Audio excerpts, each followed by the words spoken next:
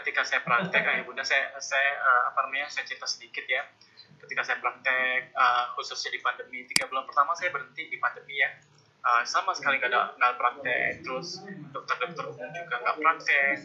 Ternyata setelah 3 bulan saya praktek gitu ya, saya praktek 3 bulan, bulan apa ya, Juni kalau nggak salah, mulai praktek lagi. Kagetlah saya di antara orang-orang yang tidak saya layani Zoom gitu ya, untuk berkonsultasi. Tiba-tiba saya masuk gitu, ternyata saya dapat fenomena yang luar biasa. Banyak kali ya, kok banyak sekali depresi segala macam gitu ya, yang mau bunuh diri, banyak sekali gitu ya. Ada 1, 2, 3 dan kebanyakan orang-orang pintar gitu ya. Ada satu anak ya, dia S1-nya lulus dengan cum laude gitu, lulusan terbaik. S2-nya sama di tempat yang sama, kalau saya sebut kayaknya ini nggak etis gitu ya. S2 hanya 1 tahun, udah. Dan ini adalah semester akhir dari yang dia lakukan gitu ya. Ternyata saya cek, wah ini ketika saya cek persistent depression, depresinya tinggi sekali dan depresinya menahun gitu ya. Ada apa nih gitu ya. Ternyata ya bunda, orang-orang mungkin ini adalah efek dari pandemi gitu ya. Karena pandemi ini banyak orang yang mau bunuh diri, banyak orang yang depresi dan sebagainya. Ternyata enggak. Saya kulik, ini kok depresinya dari TK ya? Loh, ini kok depresinya dari SD ya? Loh, ini kan depresinya gara-gara diomelin sama mamanya nih, sama bapaknya dan sebagainya. Wow, ini baru depresi, belum yang agresif dan bertatung dan sebagainya, bipolar dan sebagainya. Saya berpikir gini, apakah itu berkaitan dengan intelektual? Rasanya enggak gitu ya. Jadi ternyata ya bunda, permasalahan yang timbul ya, yang sekarang ini disebabkan oleh masalah emosi gitu ya, dan kepribadian. Tapi dikuli-kuli gitu ya, kok ini kayaknya bukan masalah tentang intelektual ya. Karena banyak sekali ayah bunda yang saya tangani itu bukan orang-orang sembarangan, orang pintar gitu ya. Dan bukan karena pandemi. Kamu stres gara-gara pandemi? Enggak. Saya waktu itu ingat bahwa saya diomel-omelin gitu ya sama ibu saya gitu ya. Sampai saya merasa bahwa saya mau mati aja. Dan sekarang tiba-tiba itu terngiang-ngiang kembali gitu ya. Oh, oke, baiklah gitu ya. Oke, jadi ayah bunda, kalau ngomong tentang pandemi kah, atau ngomong tentang permasalahan, tantangan dan sebagainya, terkait dengan macam-macam yang tadi kita sebutkan itu. Jadi terkait tentang pandemi, ujian, seperti halnya ujian saat ini ya, kita udahlah kita nggak bisa ketemu, tapi ternyata kita di Zoom juga bermasalah gitu ya. Saya cuma mau bilang ayah bunda, dari tadi saya berpikir gini, oke, terima rasain, terima dinyamankan aja gitu ya. Kalau kamu cemas ini nggak keburu, ya udah dirasain aja gitu ya. Karena sebenarnya ujian itu, apapun itu termasuk pandemi itu adalah sebuah keniscayaan yang pasti ada gitu ya. Kalau Allah bilang dalam firman-Nya di surah Al-Baqarah 155 itu, dan sungguh akan kami berikan kepadamu cobaan berupa ketakutan, kelaparan, kekurangan harta, jiwa, buah-buahan.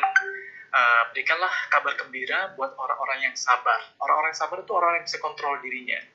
Kalau ayah bunda merujuk satu lagi ayat Quran nih, semoga kita bisa menguatkan diri. Jadi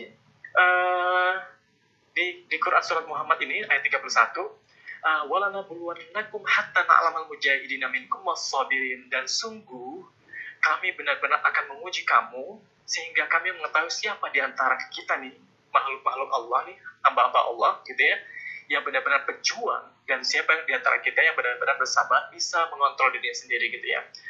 Ayah bunda, kalau merujuk tentang tantangan, ujian, buat saya nggak usah dihindarin. Kalau bisa di facing gitu ya, bisa dihadapin, hadapin aja, fight gitu ya. Kalau nggak bisa diterima aja, oke, ya ini ujian Allah gitu ya. Karena apa? Karena kita butuh tantangan-tantangan itu ya. Kayak sekarang di pandemi, apalagi, waduh, formatnya apalagi belajar ya.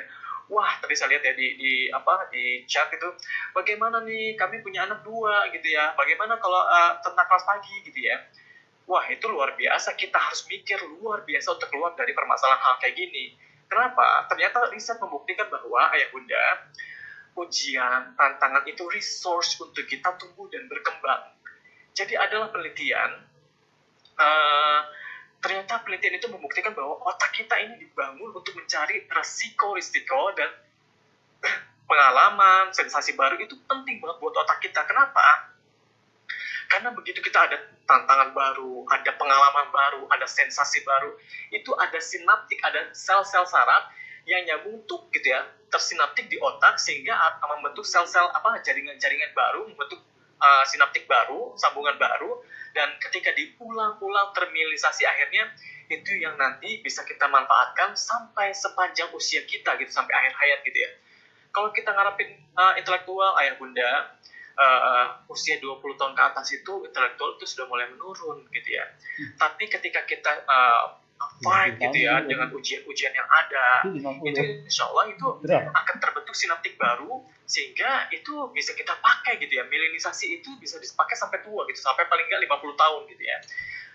Ayah bunda, manusia itu makhluk paling adaptif gitu ya. Kalau sekarang saya agak-agak gemeteran gitu yang ngadepin ayah bunda yang luar biasa nih, komitenya aja kan profesor gitu ya, Profesor Jatmiko, saya mohon izin Prof gitu. Jadi kita nih makhluk adaptif ayah bunda. Kalau kita sampai saat ini ayah bunda masih berpikir gini, ya gimana dong, aduh ini pandemi kapan sih selesainya gitu ya. Kalau kita masih berpikir gitu, kita jangan-jangan kita bermasalah ayah bunda. Karena ayah bunda itu kita tuh makhluk paling adaptif sepanjang makhluk-makhluk lain kan, kita tuh makhluk paling adaptif. Kemampuan adaptasinya itu berpengaruh terhadap menghadapi masalah-masalah itu luar biasa gitu ya. Masalah gini, ini kan pandemi sudah hampir setahun ya, pandemi itu mulai Januari, tapi di kita mulai baru lockdown tuh sekitar bulan Maret ya, PSBB gitu ya. Adalah di otak itu, kalau misalnya kita melakukan hal berulang-ulang sekitar 21-28 hari itu sih kita sudah bisa beradaptasi gitu ya. Atau paling enggak 120 hari alias 3 bulan itu kita harusnya sudah mulai adaptif dengan kebiasaan baru gitu. Asalkan satu, kita memang benar-benar punya roadmap gitu ya, punya roadmap untuk melakukan apa dulu nih. Oh setelah ini dan ini sehingga kita nanti siap gitu ya menghadapi tantangan-tantangan ini gitu ya. Jadi ayah bunda, kalau pandemi sudah 1 tahun, rasanya kok kita masih begini-gini aja gimana ya gitu. Situasi nggak bisa diprediksi ayah bunda. Jadi kalau kita menunggu-nunggu kayak gini, astagfirullahaladzim, ini kapan ya? Ya Allah, ini kan saya bayaran mahal nih di Nur Hidayah nih. Dan Nur Hidayah itu guru-gurunya bagus-bagus nih, harus ketemu nih sama Ustadz Waskito nih, harus ketemu nih sama Ustazah Muslika nih. Gak bisa ayah bunda. Saya cuma mau bilang ke ayah bunda, mari kita berdamai. Karena begitu ayah bunda masih berpikir tentang itu, aduh gimana nih gitu ya, itu kita nih punya sistem limbik atau limbik system atau pusat emosi yang Allah karuniakan ke kita, itu tidak didesain untuk menahan stres dalam jangka waktu lama gitu ya. Jadi kalau misalnya ayah bunda masih pusing gitu ya, aduh kita nggak punya roadmap penjelasan kayak gimana nih, itu rasanya kita stres terus. Yang terjadi adalah ayah bunda, kalau kita stres, anak kita stres. Kalau kita stres, kita nggak bisa keluar dari masalah. Karena apa? Bagian hipokampus bermasalah, cognitive function. Bagian PFC bermasalah. PFC juga berkaitan dengan ketangguhan, gitu ya. Jadi riset dari Davidson itu bahwa ini nih berkaitan dengan bukan hanya dengan pengatur, otak moral dan sebagainya. Ini tentang ketangguhan, resiliensi ada di sini, gitu ya. Jadi kalau kita stres lama-lama nih, wah bahaya nih. Satu, udah nggak nyaman. Yang kedua, kita nggak bisa keluar dari permasalahan kita. Karena apa? Stres lama itu menghancurkan sinaptik di otak pada bagian hipokampus, pada bagian PFC, prefrontal cortex. Dan satu lagi, di otak adrenalin itu banyak. Terus kortisol banyak. Walhasil daya tahan tubuh juga bermasalah gitu ya. Oke, lalu apa yang harus dilakukan? Apa harus berdamai?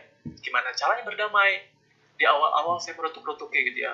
Ya gimana ya, psikolog juga manusia. Saya berpikir gini, aduh kapan praktek lagi, aduh kapan keluar lagi belajar bareng di seminar-seminar gitu ya. Ternyata itu saya rasakan sekitar 2 minggu, aduh stresnya minta ampun gitu ya, boro-boro mau praktek gitu ya. Orang-orang pada bilang gini, Hilman tolong dong, tolong saya nih, saya depresi, saya stres dan sebagainya. Saya bilang dalam hati gini, saya aja bermasalah, gimana saya mau tolong orang gitu ya. Tapi akhirnya saya mulai berdamai gitu ya. Seperti halnya keluarga ini, kalau ayah bunda pernah ngelihat film Life is Beautiful, film lama ya, tentang Jerman kalau nggak salah ya, tentang kekejaman Nazi terhadap Yahudi gitu ya, sampai dibunuh-bunuhin gitu ya. Ini ada satu keluarga nih, Saya nggak tahu, lupa namanya ya. Satu keluarga ini kebetulan bapaknya keturunan Yahudi dan akan dibantai juga di dikremasi lah di sebuah ruangan. Ternyata ketika bapak itu tahu bahwa umurnya nggak panjang dan dia akan meninggal gitu ya, bukan hanya takut kena COVID, tapi ini udah dipastikan bahwa dia menjadi bagian yang meninggal gitu ya, yang akan diwafatkan. Ternyata di sela-sela waktunya dia nggak mau pakai untuk stres-stresan gitu ya. Akhirnya dia melakukan apa? Di tengah-tengah dia terpisah oleh istrinya, yang dilakukan adalah dia main sama anaknya. Apa yang dilakukan? Dia bilang sama anaknya gini, nah ini situasinya kita lagi mau main games gitu ya. Main games asik loh. Kamu suka kan bermain-main games kan? Iya, aku suka ayah. Kamu suka nggak hadiahnya adalah tank besar gitu. Wow, tank besar gitu ya. Jadilah anak ini gak stres. Padahal bapaknya udah menghitung hari. Tinggal diwafatkan aja, dia main-main sampai anaknya masuk ke tol gitu. Kamu tunggu sini ya. Kalau suatu saat ada tank lewat, itu tank punya kamu, namanya kamu pemenang gitu ya. Luar biasa nih, saya nggak bisa cerita panjang lebar tentang Life is Beautiful, tapi kalau saya nonton ini berkali-kali, saya bilang gini, wow, dahsyat ya tentang paradigma, tentang persepsi, bagaimana kita mengatasi permasalahan dengan merubah persepsi.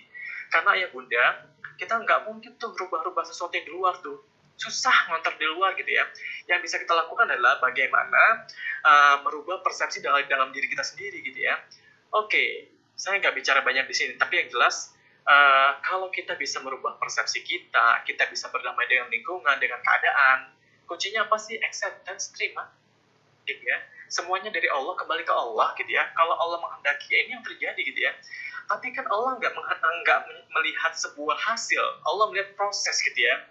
Allah bilang, lakukan saja, maka Allah dan Rasulnya dan orang-orang beriman akan melihatnya gitu ya. Jadi kan lakukan saja gitu ya. Jangan berhenti gitu ya. Jangan berhenti kayak gini. Misalnya kayak sekarang nih. Waduh, gimana nih? Wah, nggak nyambung-nyambung. Wah, suara nggak ada gitu ya. Kalau kita berhenti, selesai sudah hidup kita. Selesai sudah pertemuan kita. Tapi ketika kita, oke, coba lagi.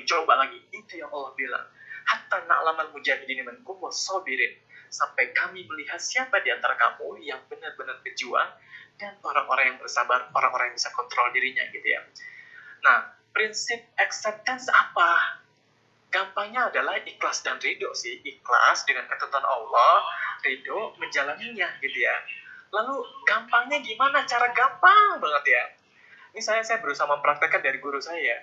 Ya man, gak usah susah-susah man. Sekarang man, gak usah ngomongin tentang macam-macam dulu deh. Sekarang kamu beresin dulu. Gimana Ustaz? Caranya Ustaz? Nih, setiap pagi bangun tidur, kamu kalau bangun tidur tuh kalau kamu aduh gitu ya, itu tandanya bahwa kamu bermasalah man.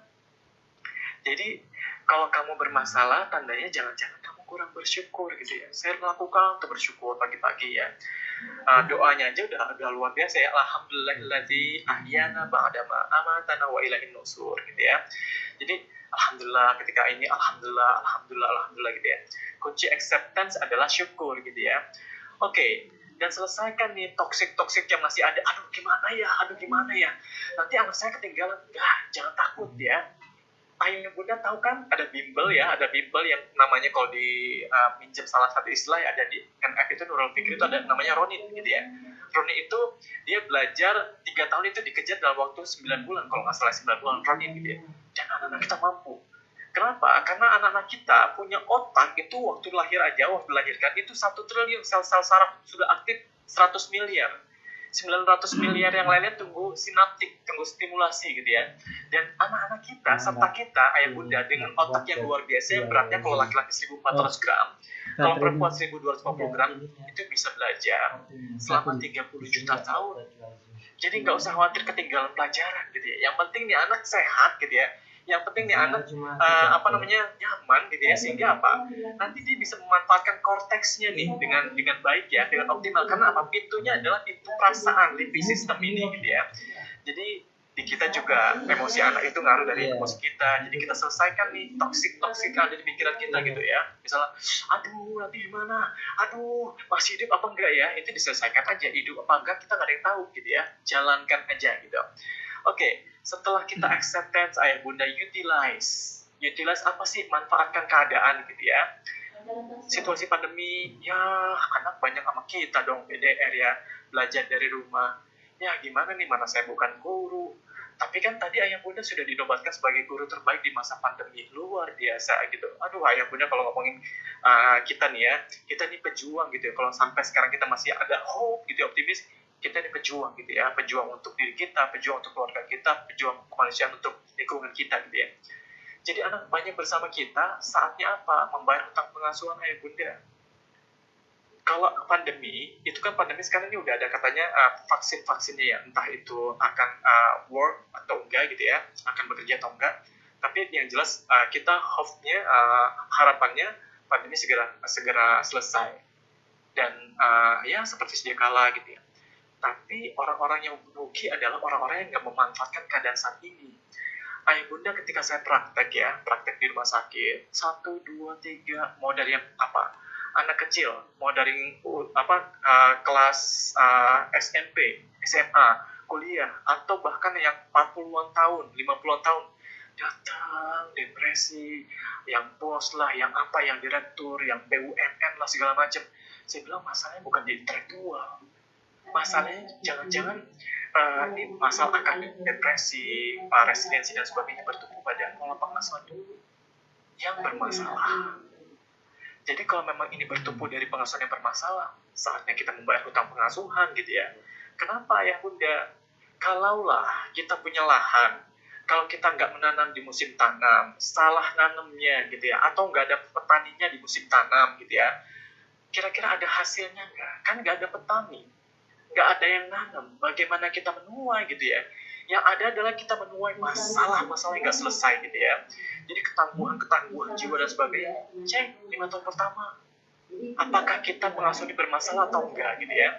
Ayah bunda, kalau ngomong tentang utilize, dari mana memulainya?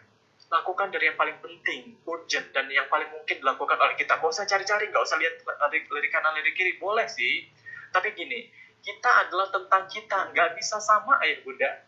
Hilman dengan Ustadz Waskito nggak sama gitu ya, kondisi kami nggak sama. Jadi kita yang paling tahu yang mana yang paling urgent, yang mana yang harus dilakukan dulu, dan kita punya resource apa gitu ya. Jadi kalau merujuk pada Jennifer Blatty, seorang psikolog juga gitu ya, dia meneliti ternyata orang-orang yang bermasalah, kasar, pelaku kejahatan, depresi, dan lain sebagainya, ternyata memiliki volume otak yang lebih kecil di bagian pusat emosi, khususnya pada amigdala. Amigdala adalah yang ngatur-ngatur emosi gitu ya. Oh, kalau yang pusat emosinya bermasalah, ya udah bermasalah. Kenapa ini penting banget, ayah bunda? Penting. Semuanya nih, kalau ayah bunda merujuk pada teori tentang kecerdasan emosi, orang-orang sukses di dunia 90% lebih itu orang-orang yang cerdas emosi. Nah, pertanyaannya gini, bagaimana kita mau cerdas emosi? Emosinya aja nih, cangkang emosinya bermasalah gitu ya. Nah, ternyata dia bilang gini, kalau mau menyehatkan emosi, mulailah dari bonding attachment. Jadi, orang-orang yang emosinya bagus adalah orang-orang yang punya bonding attachment yang bagus gitu ya. Oke, ayah bunda tentang bonding attachment, apakah ini ada kaitan dengan mauku dan maumu? Ada. Ayah bunda tahu, yang sekarang kena pelecehan seksual dan sebagainya, itu mereka di grooming dulu, dibaik-baikin gitu ya, di bonding dulu. Bahkan kami ini, saya, ayah Irwan, terus Ustadz Bedri nih, itu pernah tuh berhenti kecil-kecilan pakai CCTV dan sebagainya, pakai orang lah di apa segala macam itu. Itu para pengedar-pengedar itu melakukan grooming gitu. Enak, kamu bagus banget, kamu bagus banget, good boy, itu namanya bagus. Mereka pengedar-pengedar cilik itu yang dibayar ala kadarnya, tapi mereka dipelihara dengan apa? Bonding gitu ya. Kenapa kok bisa di grooming sama mereka? Orang-orang yang kena pelecehan seksual itu kok bisa sih di grooming? Karena mereka nggak dapet, kosong pribadi-pribadinya, nggak ada attachment, nggak ada bonding. Jadi itu bisa dimasukkan orang-orang. Nah, sekarang kita punya kesempatan, ayah bunda. Kesempatan apa? Kesempatan banyak bersama keluarga. Saatnya melakukan bonding attachment. Kenapa? Karena bonding attachment ini relasi primer, ayah bunda. Dasar dari empati ini di sini, gitu ya. Dasar dari motivasi itu bukan di intelektual, tapi apa? Emosi, gitu ya. Dasar dari adversity, ketangguhan itu apa? Emosi, ayah bunda. Dan ini dipengaruhi oleh bonding attachment, gitu ya. Jadi kalau ayah bunda melakukan bonding attachment, itu akan terbentuk wiring di otak. Begini ya, nyaman ya. Sekarang gini, kita menuntut anak kita gini, kamu yang rajin dong, yang semangat. dia aja miskin tentang emosi positif. Bagaimana dia menopang dirinya dengan emosi positif, dengan ketangguhan. Dirinya aja miskin, gitu ya. Jadi wiring di otak nggak ada. Nah, sekarang ada kesempatannya, use it or lose it, gitu ya. Kita cuma sebagai ini aja, penonton aja, atau kita memanfaatkan masa-masa ini, gitu ya. Ayah bunda, agar maumu jadi maumu. Kalau dalam koridor Islam nih ya, pendidikan Islam, kalau ayah bunda mau kayak gini nih, kamu ini, ayo begini dong, ayo nyuci piring dong, ayo sendiri, ayo dong, kamu tangguh dong. Itu kan at-taklif, pembebanan gitu ya. Atau misal datang-datang saya bilang sama anak-anak kita nih ya, sini, Om Hilman mau ini nih, Om Hilman mau kasih tahu gitu ya, siapa? Oh gitu ya, saudara bukan, ustadz bukan, orang tua bukan. Karena apa? Saya datang ujuk-ujuk melakukan at-ta'rif. Tapi dalam koridor Islam, kalau kita mau kita nih menjadi maunya dia gitu ya, itu ada yang namanya at-ta'lif, ta'liful qulub gitu ya, bonding gitu ya. Jadi kalau kita pengen nih dia mau melakukan apa yang kita lakukan, kita bebankan sesuatu, jangan lupa koridor Islamnya dalam pendidikan Islam at-ta'lif qabla at-ta'rif, at-ta'rif qabla at-taklif. At-ta'lif itu ikatan dulu, bonding dulu sebelum kita kasih penjelasan macam-macam. Terus penjelasan dulu baru kita kasih beban atau tugas gitu ya. Karena apa? At-ta'lif membuat orang apa? Senang gitu ya, nggak bisa nolak dan sebagainya. Sehingga dia kalau dijelasin, ini limbic system terbuka. Karena apa? Emosi positif, ayah bunda itu membuka limbic system. Akhirnya informasi dihantar melalui limbic system, si pusat emosi, ke korteks gitu ya. Tapi kalau at-ta'lifnya nggak ada, dikasih tahu sekarang, besok lupa lagi, atau nggak tahu, atau gimana dan sebagainya, atau nggak mau tahu gitu ya. Karena apa? At-ta'lif. Jadi kita mulai dari yang pertama ini, at-ta'lif dulu, qabla at-ta'rif. At-ta'rif, setelah at-ta'lif, at-ta'rif, baru at-taklif gitu ya. Ayah bunda, bagaimana kiat membonding anak gitu ya? Aduh, susah banget nih. Gimana caranya ya? Cek, ayah bunda, yang paling utama di atas segalanya adalah cek hubungan kita dengan Allah gitu ya. Kalau kita bermasalah susah banget bilang apa-apa sama anak-anak kita, susah banget ya rasanya ya. Anak-anak dibilangin, anak tuh nggak mau dekat banget sama kita ya. Cek lagi, jangan-jangan ada hubungan, ada masalah antara kita dengan Allah gitu ya. Jadi ayah bunda, Allah yang memiliki hati, Allah yang bolak-balikin hati kita dan anak kita. Jadi perbaikan hubungan kita dengan Allah itu membuat hubungan kita dengan anak itu lebih baik gitu ya. Jadi cek. Jadi kalau misal ayah bunda baca salah sahabat ya ayyuhalladzina amanu taqullaha wa qulu qaulan sadida. Jadi takwa dulu kepada Allah, baru kita ngomong yang baik-baik dengan anak-anak kita gitu ya. Jadi yang paling utama adalah perbaiki dulu, cek hubungan kita dengan Allah, jangan bermasalah ya. Ketika bermasalah, setelah ada perbaikan, insya Allah sih ada perbaikan juga dalam hubungan kita dengan anak-anak kita gitu ya. Nah, setelah ayah bunda, setelah kita berdamai, terus kita ada hubungan dengan Allah gitu ya, cek lagi nih, jangan-jangan kita belum damai dengan diri sendiri. Ada masalah apa? Look into ourselves gitu ya. Lihat diri kita nih, jangan-jangan nih kita masih punya masalah yang dulu gitu ya, masalah dengan orang, dengan apa, atau kita masih punya masalah dengan anak kita gitu ya, yang kita sampai sekarang nggak ikhlas, nggak ridho gitu ya, sehingga kita nggak bisa tuh berdekat-dekatan gitu ya. Ketika itu nggak terjalin at-ta'lif, boro-boro mau dibilangin ayah bunda, boro-boro mau dikasih tahu, boro-boro mau dibebankan, nggak bisa ayah bunda gitu ya. Nah, setelah berdamai, baru yang tadi yang saya bilang ya, ittaqullaha wa qulu qawlan sadida. Jadi yusir lakum amalakum wa yaghfir lakum dzunubakum. Jadi ketika kita ada bonding dengan kata-kata baik gitu ya. Misalnya kayak gini ya, aduh Hilman kamu baik banget, aduh nak kamu hebat banget ya, aduh kamu kerjaan kamu luar biasa nih, kamu tangguh banget ya nak. Itu kan kata-kata yang baik gitu ya. Nah itu yang membuat terjadinya bonding gitu ya. Ayah bunda tahu nggak? Saya pernah punya kasus anak perempuan cantik banget ya, anak perempuan cantik kelas 2 SMP gitu ya. Datang ke saya, tuk. Saya bilang, apa ini? Ibunya datang sama anak ini gitu ya.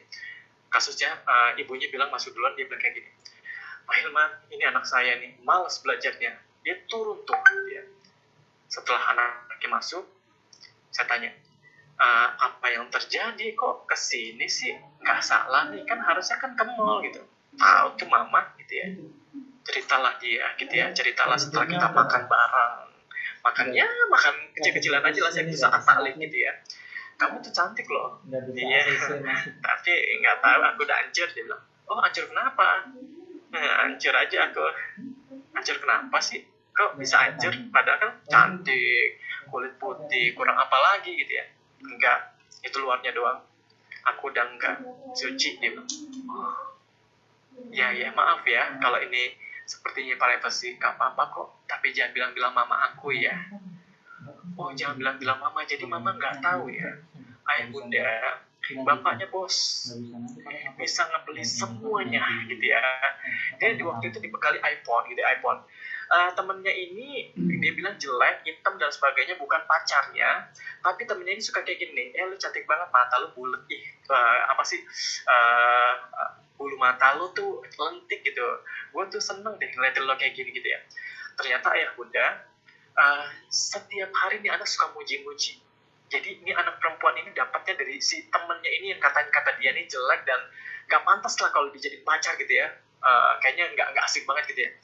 Ternyata ketika temannya ini bilang kayak gini, lo teman gue bukan sih gitu ya, boleh dong apa sih namanya, lihat itu, fotoin dong gambar apa namanya, badan tanpa busana gitu ya.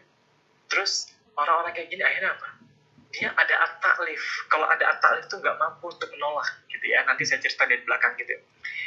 Gara-gara apa? Gara-gara kata-kata gitu ya. Risto memberikan kata-kata baik gitu ya, kata-kata pujian itu memicu oksitosin, bonding hormon itu untuk mengeluarkan zatnya gitu ya. Jadi ayah bunda sekalian, luar biasa banget, hanya dengan dia dibeliin casing iPhone gitu yang harganya dia masih inget, dia bilang 125.000. Terus udah dibeliin casing iPhone, dipuji-puji gitu ya. Dia serahkan dirinya ayah bunda di mana, di toilet sekolah ayah bunda berkali-kali. Saya bilang, wah luar biasa ya, ternyata kita nih kalah cepat sama orang-orang yang bisa menggasak anak-anak kita nih. Jadi pujian-pujian itu harus keluar dari kita nih, para ayah dan bunda, khususnya kalau anak perempuan tuh para ayah. Jadi kalau para ayah itu cinta pertama anaknya yang ayah ya apa sih gitu ya. Jadi bicara yang baik dan benar ini akan memicu oksitosin untuk keluar, jadilah bonding hormon terjalin antar kita dan anak-anak kita gitu ya. Oke.